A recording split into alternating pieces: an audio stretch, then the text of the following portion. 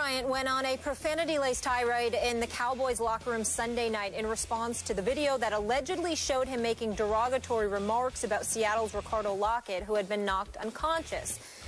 Dez denying the allegation, saying he would never do such a thing. Stephen A. I won't ever wish bad on a player that's been knocked down. Come on, man. Stop with Not once I said, hey, that's what you get. I got on one knee and prayed for that man. Man, on my daughter's soul, man. I would never in my life do that to anybody. Man, I could have been talking about something completely else. I'm too busy trying to break it up, trying to get our players back. I'm telling Richard and I'm telling Earl, hey, y'all get y'all players back. Come on, man. I was more talking to the officials than anybody. Sorry, Stephen A., I got a little excited about that. Dez denying his allegations. Obviously, we just heard the sound. What's your reaction?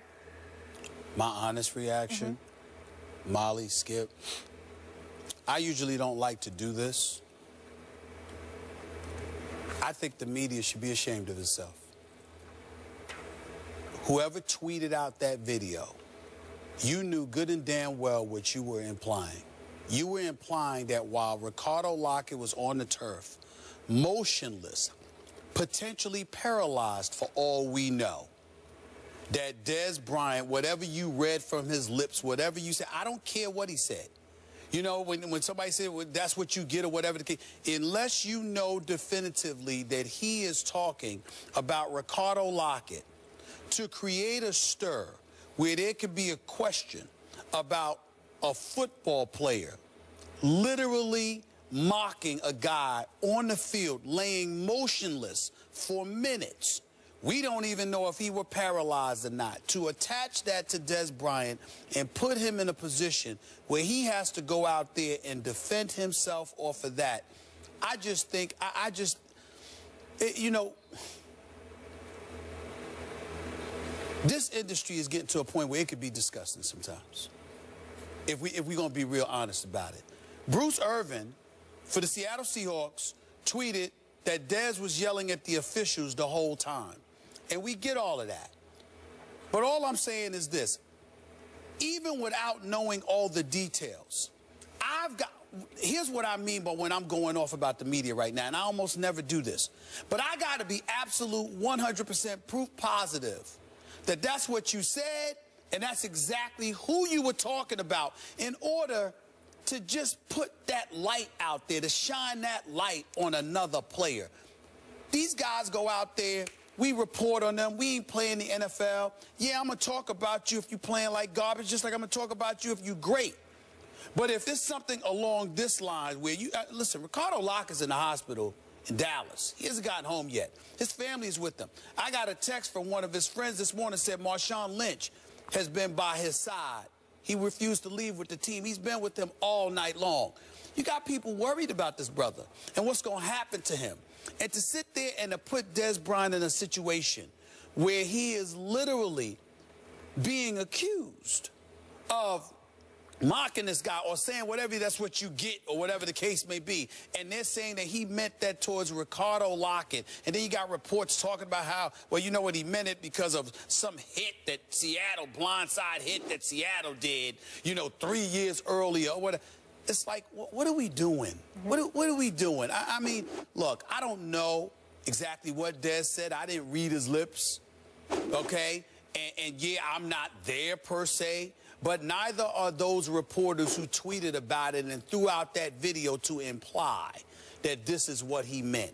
And the fact that just based on conjecture, you got an NFL player literally being accused of mocking a guy that's sitting on a turf motionless and potentially paralyzed, at least at that moment in time, because that's what I was thinking. I just think it's I just think it's sad. It's not fair. I think it's sad, and I don't think it's right. I don't think Dez Bryant did that. I don't think he would do that. I don't think Dez Bryant would do that. But whether he did or not, the point is, unless you are definitively and absolutely sure, that is not something you should be speculating about. I hear what you're saying. I have no idea what's going down here, for sure. Do I believe that sentiment could ever be in Dez Bryant's heart? I do not. He's a football player. He loves this game, and I think he cherishes the the ability to play this game, because he's had to miss much of this game for periods of time, and I think he's come to love the great opportunity that God gave him just to get out there and play. So would he wish that? No. Okay, but now let's get back to what we see on the video. It sure looks to me like he is mouthing those words. If I can lip read, it looks like those words are coming out of his mouth. And he did acknowledge, did Des, as he refuted what the media was quote-unquote accusing him of. He said, I could have been talking about something completely ... else, like something complete. So he acknowledged he could have said those words. That's what he gets. But it could have been aimed at somebody else, because there was a whole lot of back and forth trash talk going on, because there is lingering bad blood between these teams. And I'm sure some of the Seattle players were not happy with this Heath kid who laid out Lockette as a Cowboy special teamers. Even though I thought it was a brutal but a legal hit, it did draw a flag. That's fine with me. It's almost like just on principle it deserved a flag, not by the letter of the law. This is a violent game that's going on out there. We know this, and the most dangerous time is on punt returns. No longer kickoff returns. They've sort of legalized some of the, they've sort of taken some of the brutality out of kickoff returns. But on punt returns, bad stuff can go down. And it did, and God bless him. I hope he's okay. It sounded like he was going to be okay, that he just wound up with a concussion. Yeah. But I don't know if Des got caught up in the moment defending his teammate, and they're going back and forth. I don't know. The comment could have been aimed at somebody else. That's what he gets, meaning, Agreed. Who knows? That's what Richard Sherman gets, or Earl Thomas gets, or who knows who we know Des. He plays with such emotion, such passion, such rage to win. His emotions could spill over, and it was directed at somebody else as he's trying to defend his teammate who delivered the blow. So I don't know what it was, but I don't believe that's in Des Bryant's heart. I just don't. But it looks bad on the surface, because it looks like he said that at that moment. But let's also understand why it looks bad. Skip Bayless, these aren't bloggers that just tweeted out something or saw something on their television screen, clipped it with their camera phone, and then went from there, and it's on Twitter or something like that. These are journalists who were at the game who tweeted it out.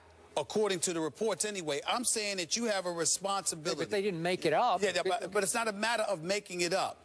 You have a responsibility to at least go down there and ask this man the question before Absolutely. you have context. and have context before you just tweet it out for the world, and all of a sudden it gains momentum to the point where Des Bryant gets back in the locker room and he's hearing all of this stuff. The guy who tweeted it out wasn't at the game. I'm pretty sure he's from Houston, right? I don't know. Fox 26 in Houston. I didn't know. I think he posted it just off. He's just using off the. He took the footage off the broadcast. Right. Okay. All right. So they're reacting. The reporters at the game are reacting to what they saw. Anybody could have seen it. Anybody could have pulled it off. We all saw it. I saw it on TV. I saw it on TV. But what I'm saying to you is that it's unfair that he walks into a locker room and rather than just ask him the question, he has to fight off accusations. That's entirely different.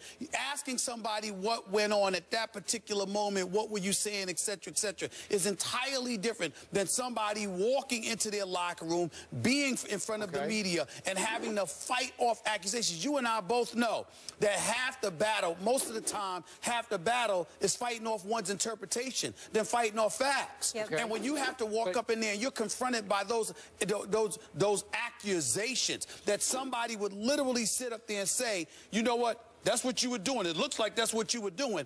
That's pretty bad. That's pretty bad, is all I'm saying. The media is not out of bounds to ask that question. I'm not saying they're out of bounds to ask the question. I'm saying they're out of bounds to sit there and paint a picture as if he is guilty of something that he has to refute. We didn't know. We didn't know what he was saying. And Bruce Irvin had to go out there in the tweet and basically say, again, he wasn't talking to us. He was talking to the officials. I'm saying asking the question and being blind and just wanting to know is entirely different than him fending off an interpretation of that magnitude. This is not a fight. This is not a sideline rant by Greg Hardy. This is not something like that. This is a player that was on the field that literally looked as if he were paralyzed, and then you juxtapose that to Des Bryant saying that's what you get. That's very, very incendiary. But he uttered what surely appear to be those words moments after he's prone on the turf. Right. Okay, so it's fair to ask. But guys what were talking.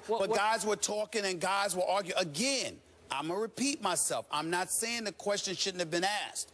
I'm saying he wasn't just being asked a question. He was fending off accusations. Well, you know what would have been nice? If Des had just said, hey, I know that looked bad, but I was talking to Bennett or whoever it was. I got that. I got that, and that's fair. But at the same time, a lot of times we anticipate and expect athletes to communicate in manners that we would when they're just not capable at it, particularly when you're in the heat of the moment. All I'm trying to say is that it's not about even the accusations that he had to fend off. It's about the fact that it's those specific accusations. If it's something far more innocuous, that's different. But when you sit up there and you have to fend off accusations that you literally were saying that's what you get about a guy that could have been paralyzed on the field, it's just something that to some small degree at least is a bit inhumane when you don't take into consideration the kind of way that can sully somebody's name.